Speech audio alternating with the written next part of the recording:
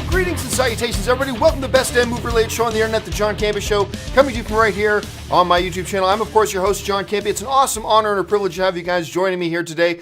Got so much stuff to talk about. We're going to talk about some of the details about the AMC A-list deal that's going on. We got this new Viggo Mortensen movie coming out and going around. We're going to talk about the title of Avengers 4 and all that kind of stuff. But before we get to any of that, let's go right off the top with this. Earlier this morning, the brand new full trailer for the new Predator movie has dropped online. Now, of course, Predator is being directed by Shane Black. Shane Black is an awesome director. Kiss Kiss, Bang Bang. Of course, he did The Nice Guys last year. He did Iron Man 3. He's a terrific director, and I've been very curious to see what he was going to bring to a Predator movie. Now, a teaser came out a little while ago. I'm going to be honest, I wasn't thrilled with it. I was not thrilled with it. I thought it was okay, but I was not thrilled about that teaser. This new trailer, spank 'em. It's great. I loved this trailer. I thought this trailer was awesome. It just oozed gooey 1980s style sci-fi action film. It just oozed it with the one-liners, with all that stuff. I thought it was awesome. And you could tell, like, within the first 30 seconds, like, they are going for a really 80s feel kind of this. They're going for the 80s motif, the 80s kind of style, the 80s kind of flavor to this action film with modern technology, modern visual effects, some modern sensibilities as well. But I got to tell you, I ate it up. I did. I ate this trailer up. And this is coming from a guy that, while I've been looking forward to it because of Shane Black, not all that impressed with the teaser that we got. But this was terrific. And I got to tell you what, too, that whole motif of, oh no, now there's an even bigger Predator. And like, if you had told me about this before watching the trailer, I would have thought, oh, that's a dumb idea. But the way it played out in the trailer itself, I gotta tell you, I completely ate it up. I know I'm using that phrase a lot, ate it up, but I completely ate it up. It totally worked. And again, it felt like it was so in tune with that 80s kind of feel of it. You know what I'm saying? I just adored it. And now I suddenly have gone from, yeah, I'm looking forward to it because it's a Shane Black movie, but now I'm like, give me that Predator movie. Give me that Predator movie. I'm all on board. Now, the movie may suck. How many times have we seen really great fun trailers to completely garbage movies and vice versa? So yeah, this movie may still suck. I'm not predicting it's going to be the most awesome thing in the world. Not at all. But I'm now completely excited for it. Whereas before I was like, yeah, I'm looking forward to seeing it. Sure, but now I'm all on board. I'm completely excited about this movie now. I thought all the actors came across as great. The way they try to stone cold serious play it in the midst of this ridiculous notion. Even the moment that the damn Predator puts his hat on, almost akin to an Arnold putting on the weapons, the Predator getting his helmet back and putting the helmet on. I just, like I said, I ate it up. I was like a big goofball watching this trailer. I'm like, watching this trailer, and I just adored it. And it's so silly and stupid, but that's what they're going for. And to me, they crushed it. They completely crushed it. Not the best trailer of the year or anything like that. But man, yeah, like I said, the hallmark, if you want to know if a trailer is a good trailer or not, judge where it takes your excitement level for a movie. And mine just went from here to about here, all because of this trailer. So good job on that trailer, guys. Good job on that trailer.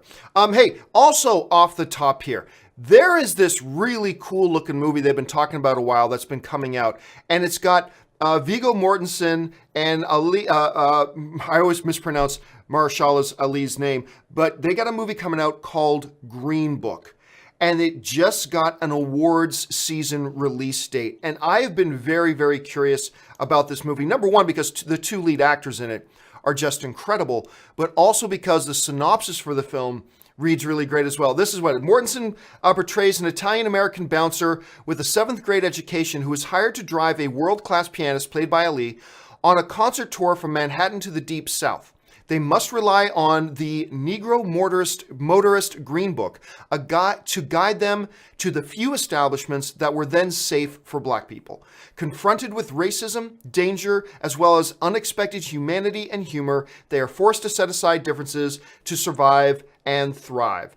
First of all, the synopsis alone sounds great. Imagining Ali and Mortensen in these two lead roles just knocks it out of the park. And the whole thing, now that they've given it an award season kind of release date, just kind of reaffirms that, yup, they've probably got an awful lot of confidence in this, and it just sounds great. We don't see a lot of Viggo Mortensen anymore. Like, he just doesn't want to do a lot of stuff, so we don't get the chance to see him a lot, but he is prime grade A, man. He is as talented as they come. Seeing him with Ellie, who's also just as talented as they come. This sounds great. This is a perfect match of a great synopsis with the right kind of actors playing those roles. I'm excited about it, so this sounds great to me. Okay, guys, with all that out of the way, we got a whole bunch of other movie news to get to, so let's get you all caught up with a little segment we call the Movie News Feed. First up, Avengers Infinity War has obviously been one of the most celebrated and talked about movies of 2018 so far, and it's not long before Avengers 4 hits theaters on May 3rd. One of the questions a lot of fans are asking is, when are we going to get the title to the new movie? Well, sorry to tell you, but apparently it's still going to be a while. In a recent interview, Kevin Feige, president of Marvel, made the following statement. That'll be after the Captain Marvel teaser probably, announcing that title. It'll be towards the end of the year with however we launch that film. This also seems to suggest that the Captain Marvel teaser will hit closer to the end of the year as well. That film opens in theaters on March 8th. Now, I've already heard some people online, really upset about this. Why are you waiting so long to tell us the name of the movie? Well, we know what the movie is. It's Avengers 4. Now, yes, it's going to have a title attached to it at some point, but does it really matter what the title, what the subtext title of the movie is? Probably not all. And even then, keep this in mind. Let's say they don't announce the title to Avengers 4 until November. That's still 6 months away from the movie actually comes out. November, December, January, February, March, April. Yeah, it's still 6 months. It's still half a year away from when the movie comes out. But John, they need to announce the title. No, they don't. We know the movie is coming. We know when it's coming. We know it's Avengers 4. We just don't know the subtitle they're putting on it. And at this point, it doesn't really matter. Now, what actually gets my attention more at this point, because, the title is neither here nor there. Who cares?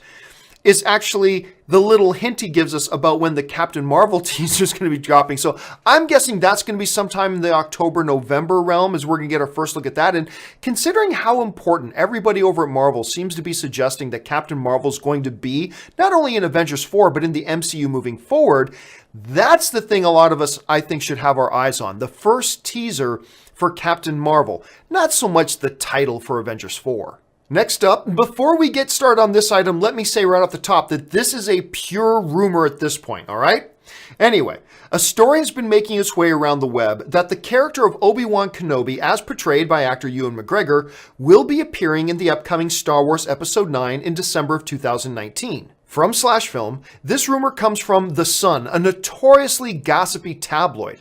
However, considering all the rumblings about Obi-Wan Kenobi's return to the big screen and Ewan McGregor's continued presence around the Star Wars saga, it doesn't sound quite as unreasonable as you might think. After all, we've seen Obi-Wan as a Force ghost before. Ewan McGregor came in to record some small voice work for J.J. Abrams' Episode 7, and we know there's been a lot of talk about him returning to the role of Obi-Wan recently. Again, we need to firmly take this as a rumor, but that doesn't mean there aren't some scenarios that could make this a possibility. It feels like we've been talking forever about the possibility of an Obi-Wan movie. Remember, Lucasfilm was never officially actually announced one at this point, but we've been talking a lot lately about the possibility of an Obi-Wan movie, and of course, Ewan McGregor coming back to play him, and it seems to be all but some kind of foregone conclusion at this point.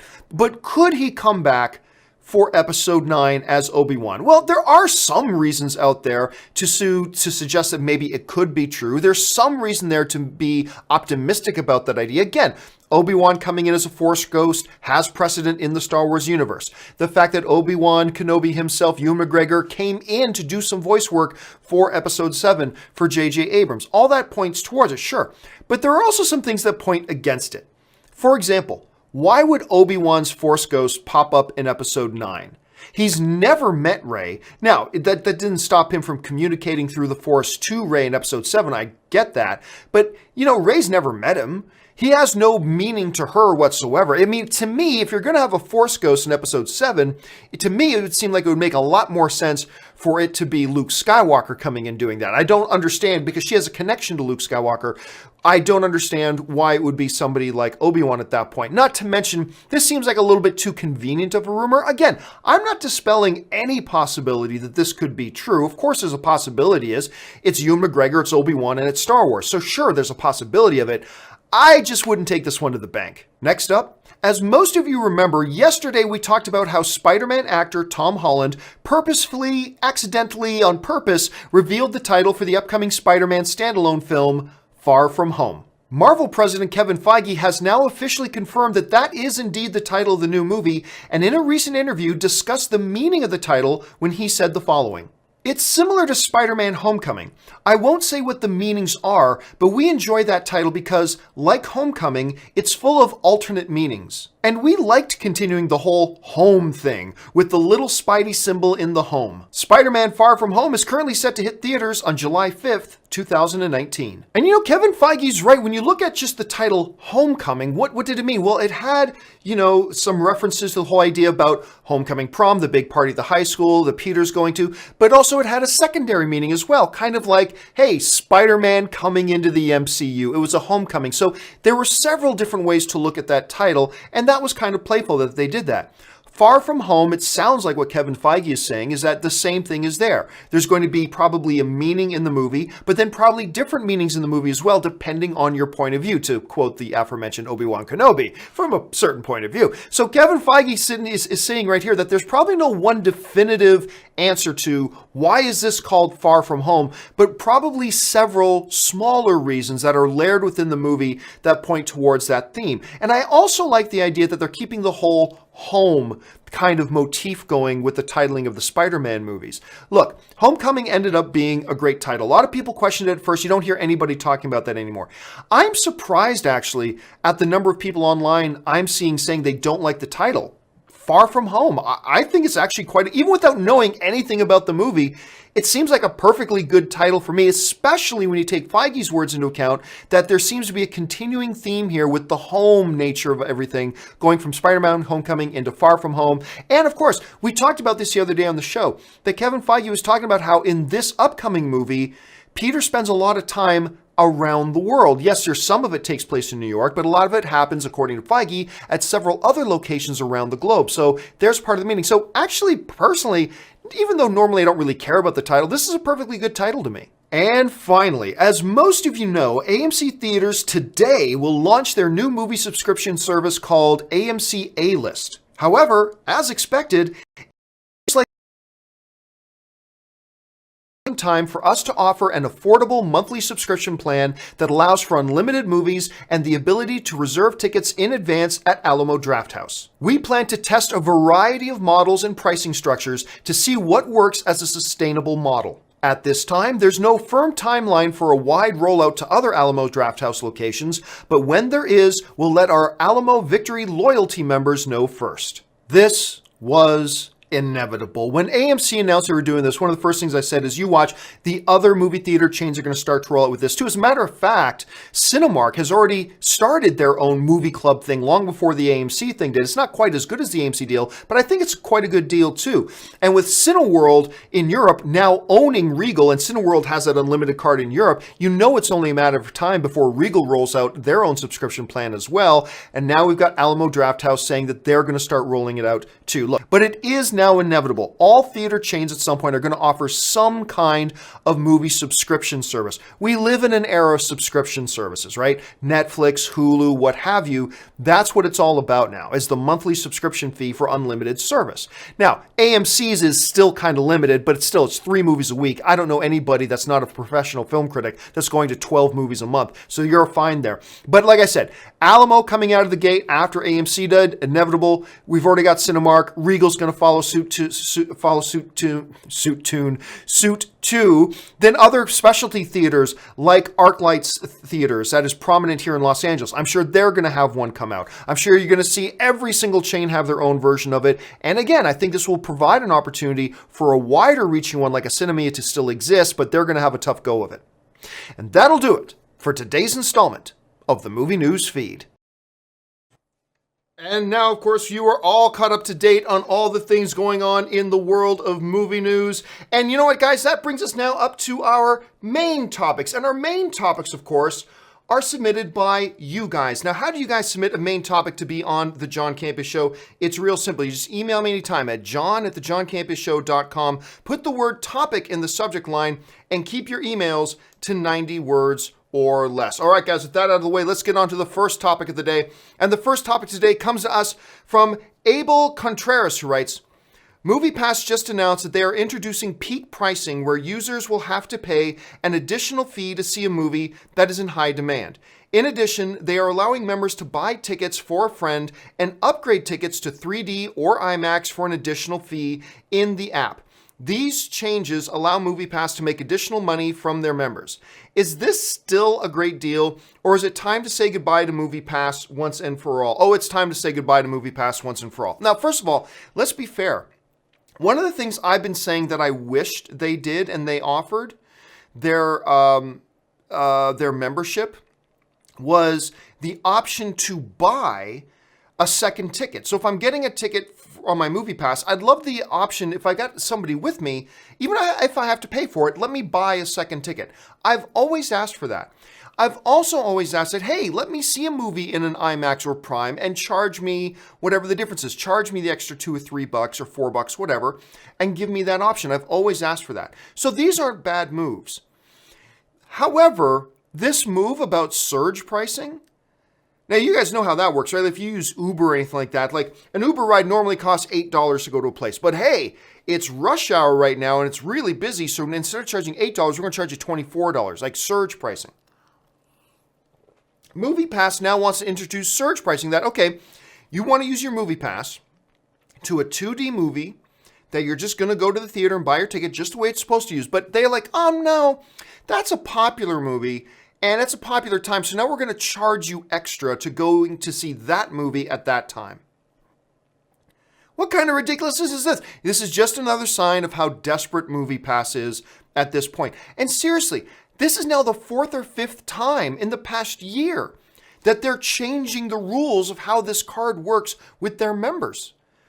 Like, it's ridiculous. So yeah, it's time, especially now with Alamo Drafthouse rolling things out, with Cinemark having their own movie club, with AMC having the best of them all, and Regal is sure to follow suit sometime, and with a better service out there like Cinemia, MoviePass is something else should have walked away from a long time ago, in my personal opinion. All right, let's move on to the next topic. And the next topic today comes to us from Samuel Polay, who writes, I was wondering exactly how AMC intended to pay studios their cut of sales made through their new MoviePass competitor. Now I'm reading a story from the Wall Street Journal saying that studio execs are actually quite nervous about the new deal. Why would AMC launch anything without being 100% sure the studios were on board? I don't want to sign up for this without knowing it's going to be here to stay. Oh, it's probably here to stay. And AMC doesn't need the theater's permission to do what they want to do with their whole thing. Now, here's how it's going to work. To the best of my understanding, AMC, the average movie ticket price in America right now is like $9.40 something cents, whatever. The average ticket cost across the country is about $9 and something cents. AMC is treating every time you use your new AMC A-List pass, it's considering that a $9 movie ticket purchase. That's how it, for its own internal auditing, you don't have to pay $9, but it's just that it's counting that as a $9 or roughly close to the actual average movie ticket price across the country. So they're just giving a flat rate across the board, $9. Now, for cities like Los Angeles and New York, where the average ticket price can be $14 or $15, that's substantially lower, but it's higher than in some places in the country, so it kind of evens out. And then, assuming that those tickets are being counted as a $9 ticket sale, AMC will continue to pay the studios their cut of that $9 ticket sale. Okay, so that's how that's going to work. Now, I read the article in the Wall Street Journal. It's some anonymous movie exec somewhere saying they're concerned. This was not Sony saying we are concerned. This is not Walt Disney saying we are concerned. Nothing like that. And besides, the studios got to get their heads out of their asses too when it comes to this whole thing. The studios have to understand that fewer and fewer people are going to the movies. It is things like this that will get more people coming to the movies. And what are you going to make more money on? Selling one thing for $1,000 or selling 3 things for $500 each? You're going to make more money selling 3 things for $500 each. And that's the way that these studios are going to have to start looking at this. And I think the studios are understanding the situation. The studios see the declining numbers. And they've got to understand that the answer is not every single year raising prices more and more to compensate for the lack of people coming, because that's just going to perpetuate the problem of less and less people coming. The studio industry and the movie industry has to start taking steps to getting more people coming to the movies, as opposed to just trying to draw more money out of the people who are coming. And I think they understand that's the way it's got to work. And I think that is the way it's going to work. And I think this will work. I think you're going to start, maybe not this year, but next year, I think you're going to start to see theater attendance starting to increase. Maybe not this year, but next year, I believe 2019, when we get to the end of 2019, they're going to look at 2019 and say, this year, attendance actually went up. And I think these sorts of moves at AMC, Alamo, what Regal is sure to do in the near future, Cinemark, these moves are going to have a big part to do with that. All right, let's move on now to the third question. And the third question today comes to us from Lorena Negwit, who writes, a couple of things about box office have always confused me. First of all, when talking about opening weekend numbers, why do they only count the domestic box office? Doesn't the rest of the world count? Also, doesn't Sunday count as a part of the opening weekend? If so, why does the box office report come out on Sunday morning before anybody could see a movie on Sunday? It doesn't make sense. Please help me. Love the show. All right, thanks a lot for the question, Lorena. So this is a series of questions I actually get a lot. Number one, when counting opening weekend box office, why do they only talk about domestic? Why doesn't the rest of the world count? Why not talk about the global opening weekend box office instead of just the domestic? The second question a lot is, wait a minute. How do the box office numbers, weekend numbers, come out on Sunday morning? Doesn't it count Sunday? Well, I get that question so many times, those two questions so many times, that I actually made a little video about 4 or 5 months ago explaining those two things. Why don't they count Sunday? Or they do count Sunday, then why do the box office numbers come out on Sunday morning? And why don't they count the global opening weekend? And I answered both of those. So instead of going over it again, I'm just going to show you a clip from that video I made. So here it is explaining those two situations. Okay, let's start with, how do they track the numbers? Most movie theaters today, almost all of them in North America, operate on digital systems in one form or another. So let's say you go to watch a movie at the Chinese Theater in Hollywood, and there's a full house. When your movie ticket is purchased, either online or at the theater, a digital record is immediately created. All of these transactions are then uploaded and gathered by a company called Rentrack that tracks box office totals for the entire movie industry. Rentrack creates reports that are up to the minute and available to be viewed by studio executives. This is why we can get nationwide box office totals so quickly on the weekends. So speaking of weekend box office reports, two questions I get asked a lot are, number one, why do weekend box office reports come out on Sunday morning? I mean, doesn't Sunday count for the weekend? And number two, why are only domestic box office totals counted when talking about opening weekend numbers? Let's start with that first question.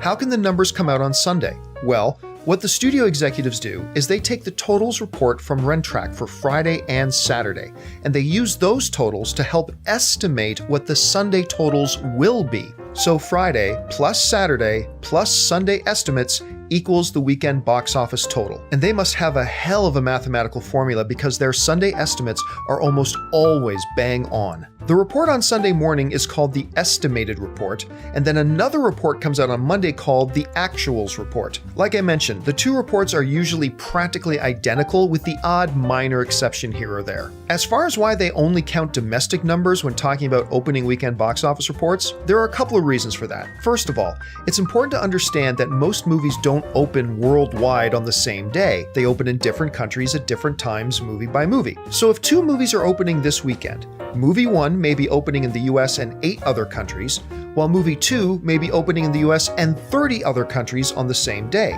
Therefore, any comparison of the international box office between them would be meaningless. It's an uneven playing field. The only way to compare apples to apples in this situation is to limit the comparison to domestic box office. The second and smaller reason is that some international markets have a higher percentage of theaters that still report ticket sales manually instead of digitally. Thus, the reporting process is slower and not as immediate. So even if movies open in the same number of countries on the same day, reporting would become problematic. Now let's move on. And that gives you just a basic idea about how that whole thing works, right? So, and it's crazy because those Sunday estimates, right? It's nuts. they estimate what's going to be made, and they're always within 1 to 2%. Always within 1 to 2%. Like, here's a good example. And quite often bang on the money, like 100% on the mark. Here's a good example. This past weekend, Incredibles 2 opened, right? And their estimates was $180 million. Now, it ended up being like 183. That's only off between 1 and 2%. That's only off 1 to 2%. And that's the most it's usually ever off. And like I said, usually it's really bang on the money. So that's why the box office report can come out on Sunday morning, because it includes estimated numbers for what Sunday's going to make, and they're usually bang on the money. And then why do we only count domestic? Because, the movie's open in too many different number of countries. There's no way to make an equal comparison, so it's kind of an irrelevant number. That's why we only do that for domestic box office. Anyway, I hope that cleared up the picture a little bit for you. All right. With all that out of the way, let's take some live questions. And we're going to go over to the live question board right now. And the first one comes to us from Curtis Lopez, who writes, I got my AMC A-list, super excited. I haven't got my card yet because right now here, it's not even 9 o'clock in the morning yet. So I haven't gone down, but I'm signing up for it as soon as this thing's done. I think Ann and I might even go just to AMC tonight just to use the damn thing. Go see a movie there tonight. I'm very excited, super stoked. Curtis follows up with, I know you're not a fan of Batman Beyond, not at all. But I highly recommend watching the flashback scene from the Return of the Joker movie. It's really good. Oh, I've seen the Return of the Joker movie. I didn't think it was all that good. I mean, it's not terrible. I don't think it's terrible, but honestly, I didn't think it was all that good. That's just my personal opinion. I know a lot of you guys love it. That's awesome. It just doesn't work for me. A lot of animated stuff from Marvel and DC doesn't work for me, and Batman Beyond is no exception, unfortunately. David Bell writes, got my A-list. Did you notice that when you sign up, you can't cancel for 3 months? Also, now my AMC app won't work. I smell a conspiracy. I can guarantee you there is no conspiracy. Okay, let's see. So I haven't signed up yet. Signing up, when you sign up, making it a 3-month initial commitment, that's not inconsistent. A lot of places with these memberships, you sign up, you actually got to commit to a year. So at least they're not doing that. But I think they want to really get a good handle, especially coming out of the gate, about how many people are interested. And they want to see if you're actually committed to doing this by making the initial sign up a 3-month thing. I have no problem with that. I think that's totally fair. As far as the app not working after that, I haven't heard anybody else say that at this point. If it is happening, it might just be because of their system might just be getting flooded right now, which may cause a problem. We've seen that happen from time to time with other services too. So keep an eye on it. I'll keep my eye on it too. And like I said, as soon as I'm done the show, I'm going to be going to sign up for it myself. Curtis follows up on his Batman one. The scene involves Batman's last fight with Joker. Totally know the one you're talking about, Curtis. Ben Kenobi writes, can Infinity War catch The Force Awakens worldwide? It's close. Still possible? No, completely not possible at all. It's still over $30 million off, and it's pretty much done its theatrical run now. It's only making a couple of million a week now, and next week it's going to be even like half of that. So no, Infinity War will end up not catching Star Wars The Force Awakens, but it came close. It came really close. The important thing is that it joined the $2 billion club. That's the important thing. But yeah, it's going to end up falling short, probably by about 20 million. It's going to fall short of The Force Awakens. Kenobi also follows up saying, joined up for A-list. I cannot wait. I'm going to, like I said, I'm going to sign up for this damn thing as soon as this thing's over. To me, this is the most exciting development in the movie industry in a long time as a film fan. So I cannot wait to sign up for this thing. Jack Hamilton writes, what if Justice League Mortal was a success? I don't know, Jack. I mean, it's tough. The what if questions are tough because anything is possible. Like, first of all, what if it was good? What if it was bad? And if it was good, what if it was successful? And what if it wasn't successful? If it was bad, what if it was successful and bad or not successful and bad? I mean, it's a huge rabbit hole. But like any franchise, if a first movie comes out and it's successful, you'll see more. I mean, right? That's what happens. Whenever a studio puts out what they hope is going to be a franchise, and if it's successful and makes lots of money, then we would have seen more. So yeah, if Justice League, and for those of you who don't know what Justice League Mortal is, it's the movie that, the director of Mad Max. Why am I freezing on the director's name? I can't remember. I'm freezing on the director's name of Mad Max. He also directed Happy Feet. George Miller, that's it.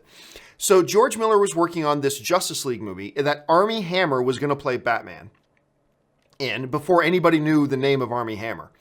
But he was working on, and they were within weeks of shooting. Like they had done the costume designs, they did everything, they had their cast photos. It was within weeks of starting to shoot, and then it fell off the rails and it never happened. But yeah, to answer the question, if it had happened and if it was successful, we would have seen more, because that's just what happens with these franchises. Let's see here. Brass Drake writes, Avengers 4 spoiler, Killmonger and Valkyrie team under the direction of Sokar from Guardians of the Galaxy 2 to avenge Thanos' dusting of Chubbs from Happy Gilmore, aka Creed 2. As ridiculous as that sounds, Brass Drake, sign me up. I'm going to go watch that movie. As long as you actually get Carl Weathers. Don't recast Carl Weathers. Get Carl Weathers in that. You got at least one guy buying a movie ticket. Sid Vicious writes, how often are directors forced to cast an actor just so they can get financing? Tarantino can't make a $100 million movie without Brad Pitt or DiCaprio. Oh, it's not unusual. Yeah, look, if you want to get a big budget from a studio, you got to show them that you're putting, look, having a big name in a movie obviously does not guarantee anything. Obviously. We've seen lots of flops with big names in them. So it obviously doesn't guarantee anything, but it's an advantage. Doesn't guarantee success, but it's an advantage. If you go to like a studio and say, hey, can you give me $120 million? They're going to say to you, show me that it's a good investment to give you $120 million. Because look, a lot of Quentin Tarantino movies, as great as they all are, a lot of his movies don't make a ton of money. Yeah, Django Unchained did, but I mean, Django Unchained is kind of the rare exception. They do okay, and they're great movies, but quite often, Tarantino's movies, box office, don't like blow up the box office or anything like that, right? So if he wants big dollars, he's got to attach some big names. And you know, a lot of times it goes beyond a director too. It'll also go to a producer. Like a producer's trying to get a movie made, so he'll try to attach a big recognizable director, as well as some big recognizable cast. You put your package together, you put your pitch together, and then a studio or some financer goes, okay, I'm on board. Or you're getting some other producers on board, go, okay, I'm willing to invest in this. So yeah, it's part of the process. It's not just Tarantino, it's a lot of, so look, there are a lot of times directors, especially in the big studio system. Look, we've seen often that a star will be attached to a movie before a director is. So yeah, especially in the studio system, the director's got a lot of power and a lot of control, but especially in the studio system, sometimes they don't get final say as who their star is going to be. Oftentimes they do, but there's many times they don't. So yeah, Sid, what you're proposing, the scenario you're pitching here is not as uncommon as you might think. See, Jack Hamilton writes, opinion on John Peters from Death of Superman Lives. Well, if you're talking about John Peters just on his appearance in The Death of Superman Lives, which is John Schnepp's tremendous documentary. If you're just talking about him in that movie, I think he carried himself very well in that movie.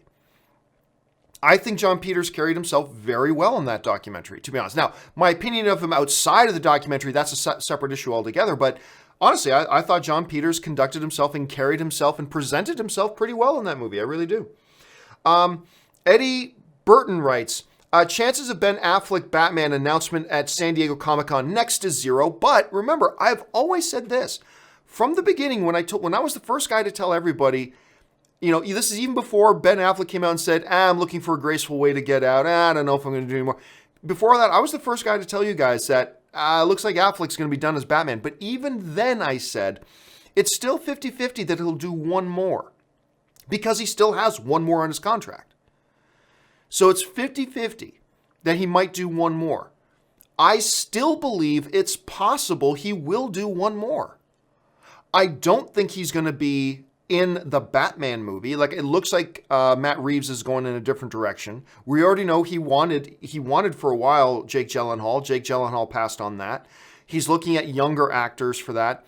So it looks like it's not going to be that. But he could pop up as Batman still in the Flash movie. Remember, he still has one film on his contract. If Warner Brothers wants to use him for one more, he's got to do one more. The question becomes, does Warner Brothers want to use him in another one? Because remember, the last time they put him in a movie, the whole press tour is just about him going, I don't know if I'm doing anymore. I'm looking for a graceful way out. That's not what Warner Brothers wants the narrative to be when you're trying to promote a movie. So the question becomes, does Warner Brothers want to use Ben in another one? Because it really doesn't matter what Ben wants. He's got a contract. If Warner Brothers wants him in one more film, he's got to do it. So I say it's 50-50. I think it's very unlikely that it's a Batman movie because I think Matt Reeves, he's going in a different direction.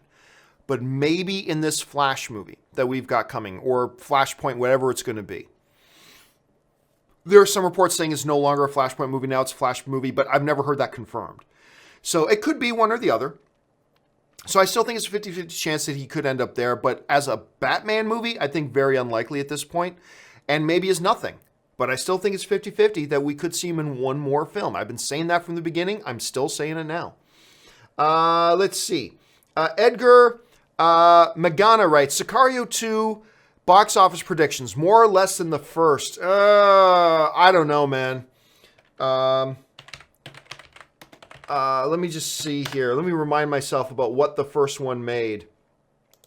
The first Sicario, worldwide, only made $84 million.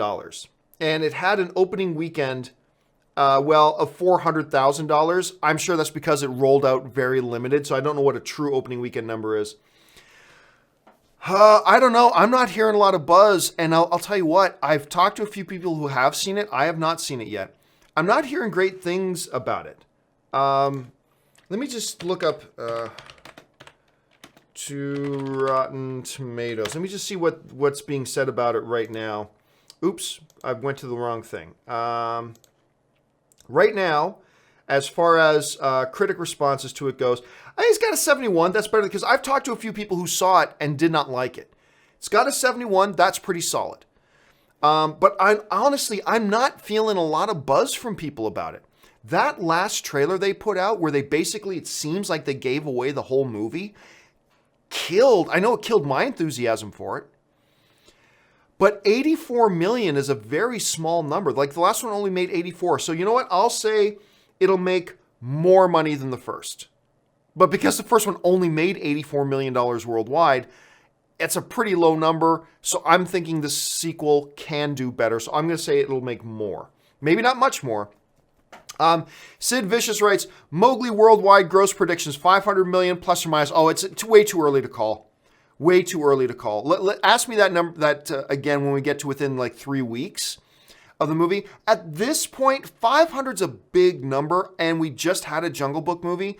So I'm going to take the under at 500 million for now, but I totally reserve the right to change my mind. Ask me that question again once we get to within about 3 weeks of the movie.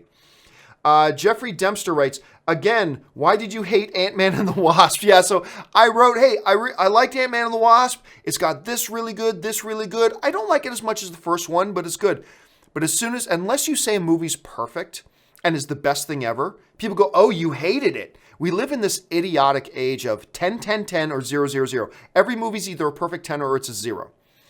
And sure enough, I came out and I tweeted, hey, Ant-Man did this really well and did this really well, and I really like it. I don't like it as much as the first one, which I loved, but it's a really solid movie.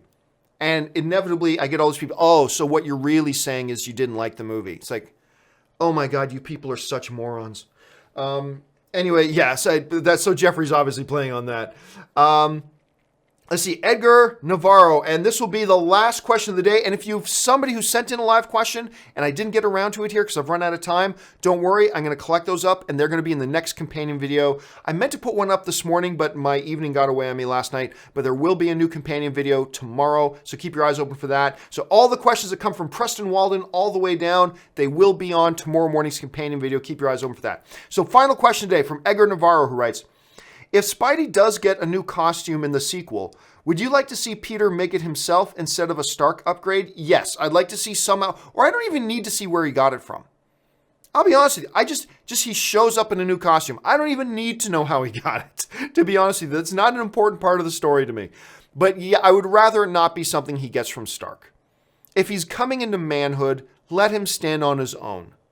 You know, the costume designer for the movie said that Spider-Man Far From Home is going to be about Peter coming into manhood, like transitioning from being a kid to being a man.